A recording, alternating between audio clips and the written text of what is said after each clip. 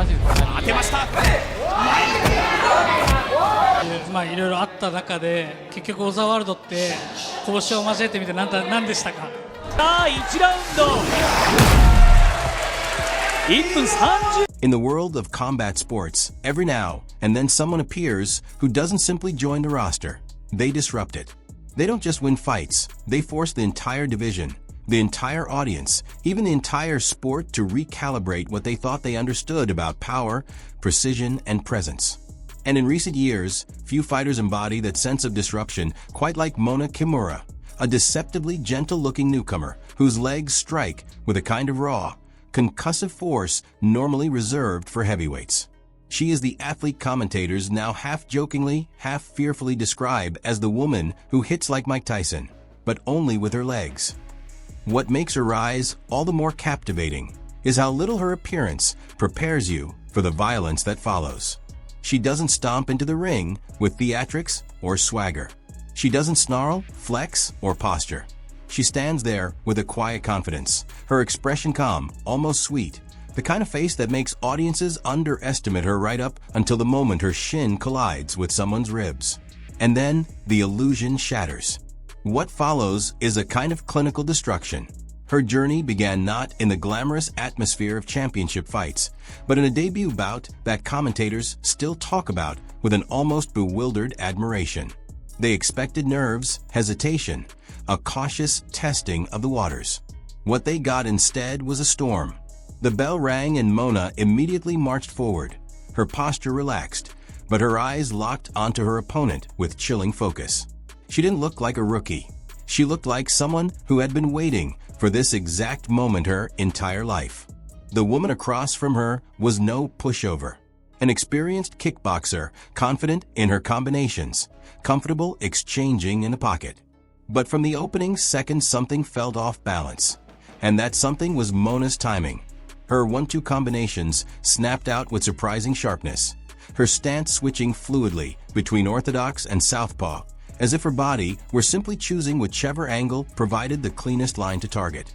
Even the commentators sounded confused at how effortlessly she slipped into each stance, remarking that she moved with none of the stiffness typical of new fighters.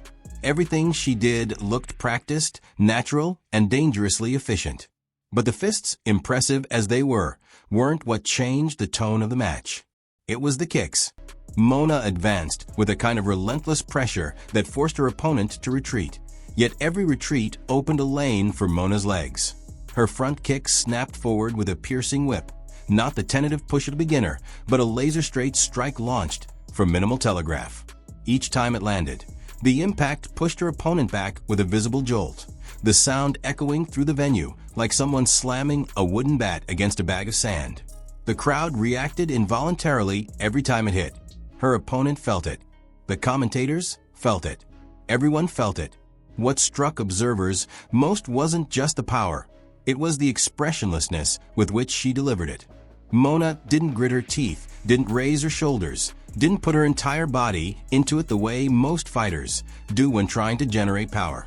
She delivered crushing blows from a state of near total relaxation, snapping them out from a loose stance that somehow turned fluidity into force. The broadcasters marveled aloud at how this soft, almost casual extension of her leg could produce that kind of damage. It didn't look violent until you saw its effects, her opponent's torso reddening, her guard rising high to protect her face, her breathing becoming labored as she struggled to adjust. As the fight progressed, Mona's opponent attempted to regain control, closing distance to disrupt the kicking range and fire heavy punches of her own. She pushed forward bravely, wings of sweat flicking from her hair as she launched a barrage of hooks and straights, hoping to catch Mona before another kick found its mark. But Mona seemed to float just an inch outside the danger zone, slipping backward or angling off to her right, letting the punches skim air. Then, like a whip cracking through silence, she answered with a perfectly timed counter. A right hand, a stabbing front kick, a low kick, each one clean, each one unavoidable. The commentators, somewhere between amazement and disbelief, remarked that this was not the behavior of someone in their first professional match. There was no panic, no retreat, no frantic weaving. Just forward pressure, punctuated by whip-fast legs and sharp punching fundamentals honed from years practicing both karate and boxing. She wasn't merely reacting to the fight, she was directing it.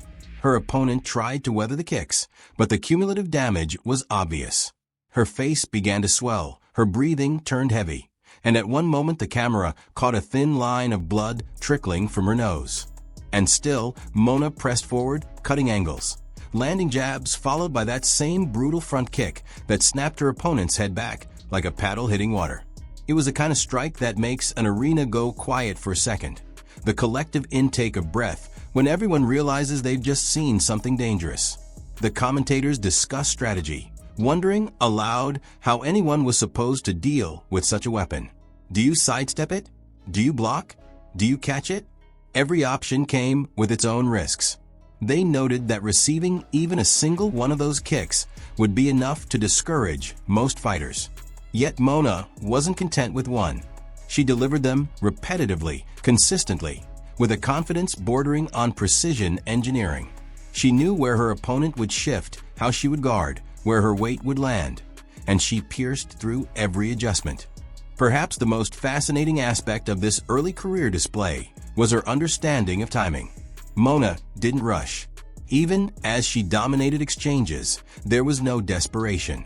She waited for openings with the calm patience of a fighter far beyond her years. When her opponent tried to create space with long, looping kicks of her own, Mona simply stepped just outside the arc, tilting her head slightly, then shooting forward again with a punch or a straight kick delivered from an impossibly narrow stance. Each time she struck, the rhythm of the fight changed. She wasn't following the beat of her opponent. She was rewriting it. By the end of the round, the crowd sensed what was coming. Mona's opponent, clearly tough, tried to rally, throwing heavier bombs, hoping to turn the tide with one decisive shot. She pushed forward, chin tucked, hands up, willing herself to trade. But Mona intercepted her with a brutal rising kick, a stabbing blow that folded her body and sent her staggering backward. Suddenly, the referee moved in, the arena erupted. And just like that, the debut of Mona Kimura became the talk of the division. Her second fight did little to quiet the hype. It only added fuel. Fans started calling her a prodigy, a phenomenon, even a leg sniper, due to the terrifying precision of her straight kicks. But it was her third fight, the one the community still replays, that cemented her reputation as something rare. She was matched against a fighter considered a real test, someone with enough experience to cause problems, someone with the miles and toughness to force Mona into deeper waters. It was supposed to be competitive. It was supposed to answer lingering questions. It was supposed to slow the hype. It didn't. The moment the bell rang for that fight, Mona advanced with the exact same calm, deadly composure. No hesitation. No sizing up. She walked straight into range and fired the first kick before the cameras had even fully centered on the fighters. Her opponent, surprised, tried to parry and counter, but Mona's timing once again proved surgical. The impact cracked like a wooden board splitting. Commentators immediately noted the shock on the opponent's face, not just the pain, but the realization. This wasn't going to be a fight. This was going to be survival. Mona's punches, though not her primary weapons, came with snap and accuracy. Her opponent attempted to clinch to smother the kicks, but even there Mona found answers, slipping her hips back and using knees and short hooks to create space. Every time they separated, Mona fired another front kick, and each one forced a reaction, a stagger, a wince, a lean, anything that signaled the damage accumulating inside her opponent's body. Then came the moment that defined the match.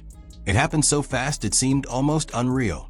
Mona stepped forward, feinted with a jab, and when her opponent raised her guard to defend the punch, Mona shot a kick straight up the middle with devastating force.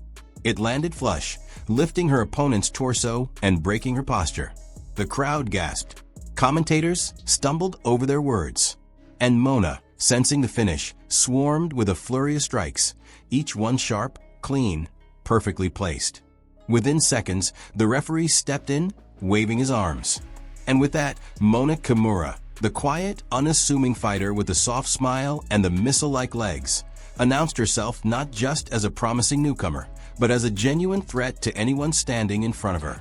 What's so gripping about her career isn't just the highlight reel knockouts. It's the contrast. The soft voice in pre-fight interviews, the calm walk to the ring, the relaxed stance, the almost shy demeanor. Everything about her suggests softness until the kicks begin. Then the truth emerges. Mona Kimura is a specialist, a technician, a destroyer masked in politeness and precision. Her legs do not merely strike, they detonate.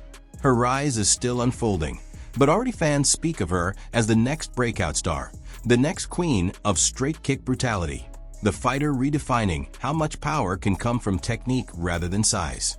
And fight after fight, she continues proving it, not through arrogance, not through theatrics, through impact, through timing, through the kind of kicking power that echoes long after the fight ends, both in the arena and in the memory of anyone who watches her dismantle opponents with a calm, devastating certainty. For now, Mona Kimura stands on the edge of something bigger. Her future feels inevitable, her path clear, her potential frightening. She has the precision of a surgeon, the calm of a veteran, and the legs of a heavyweight boxer trapped in a smaller frame. Whether the world is ready or not, she's coming, stepping forward, kicking through guards, rewriting expectations with every strike. And as her legend grows, one truth becomes impossible to deny. She hits like Mike Tyson, but only with her legs. And somehow, that's even scarier. If you've made it this far, I want to hear from you. Do you think Mona Kimura is on her way to becoming the most dangerous kicker in women's combat sports? Who should she face next? And what do you think is the secret behind that unbelievable power in her legs? Let me know your thoughts in the comments. And if you enjoy deep dive breakdowns like this, make sure to like the video, subscribe to the channel, and ring the notification bell so you don't miss the next story.